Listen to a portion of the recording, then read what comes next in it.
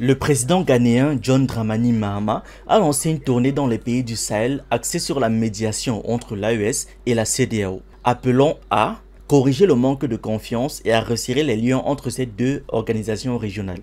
Lors de sa visite officielle à Bamako au Mali le 8 mars 2025, Mahama a mis en avant l'importance de rétablir des relations apaisées et respectueuses entre l'AES et la CEDEAO, soulignant que le dialogue et la coopération sont essentiels à la stabilité et au développement de l'Afrique de l'Ouest. Le Mali, le Burkina Faso et le Niger, unis depuis le 6 juillet 2024 au sein de l'AES, avaient annoncé leur retrait de la CEDEAO en janvier de la même année. Cette décision, qualifiée d'irréversible par les chefs d'État des trois pays, faisait suite à des divergences profondes avec la CEDEAO, notamment en raison de l'ingérence de puissances étrangères, de l'absence de soutien dans la lutte contre le terrorisme et des sanctions imposées par l'organisation sous-régionale. Malgré ces tensions, le président ghanéen a insisté sur la nécessité de restaurer un dialogue digne et respectueux entre les deux entités.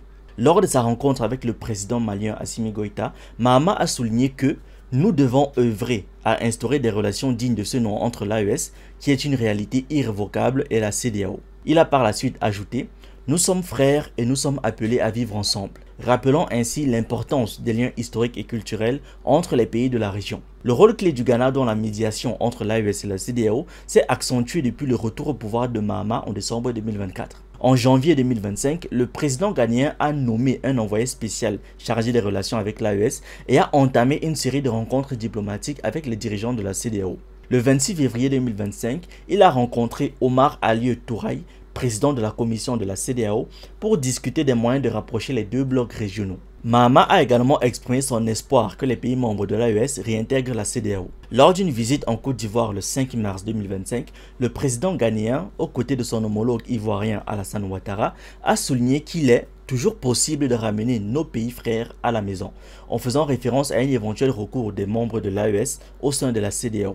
Le président Ouattara a également exprimé son soutien à l'initiative de Mahama en l'encourageant à poursuivre ses efforts de médiation. Nous vous faisons confiance, Monsieur le Président, pour qu'à l'occasion de vos entretiens avec ces pays frères, vous puissiez les convaincre de rester dans la CEDEAO, a déclaré Ouattara. Ce soutien mutuel illustre la volonté des leaders ouest-africains de maintenir une cohésion régionale malgré les divergences actuelles. Dans le cadre de ces efforts diplomatiques, John Dramani Mahama a entamé une tournée dans les pays membres de l'AES pour plaider en faveur d'un dialogue continu et d'une coopération renforcée. Après sa visite au Mali, le président ghanéen prévoit de se rendre au Niger, puis au Burkina Faso, dans le but de rencontrer les dirigeants de ces pays et d'examiner les possibilités de restaurer des relations harmonieuses avec la CEDEAO.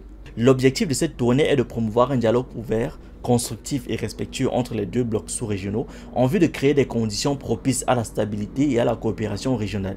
Le Ghana, en tant que médiateur, joue un rôle crucial dans ce processus, cherchant à surmonter les divergences pour renforcer la solidarité et l'unité des pays ouest-africains en dépit des défis géopolitiques et sécuritaires auxquels la région est confrontée. Les efforts de John Dramani Mahama pour établir un dialogue respectueux et constructif entre l'AES et la CEDEAO s'inscrivent dans une démarche de rapprochement et de coopération régionale visant à renforcer la stabilité et la sécurité de l'Afrique de l'Ouest. En encourageant un climat de confiance et de respect mutuel, Mahama espère que les divergences entre les deux organisations pourront être surmontées et que les pays de la région pourront travailler ensemble pour relever les défis communs, notamment ceux liés à la lutte contre le terrorisme et à la gestion des crises politiques. Merci d'avoir regardé cette vidéo. N'oubliez pas de liker, de partager et de donner votre avis en commentaire. Vous pouvez aussi nous suivre sur nos différentes plateformes Facebook, YouTube, TikTok et surtout sur le réseau social africain Diba World, disponible sur Android et iOS. Pour ceux qui le souhaitent, vous pouvez aussi rejoindre notre communauté WhatsApp. Tous les liens utiles sont dans la description.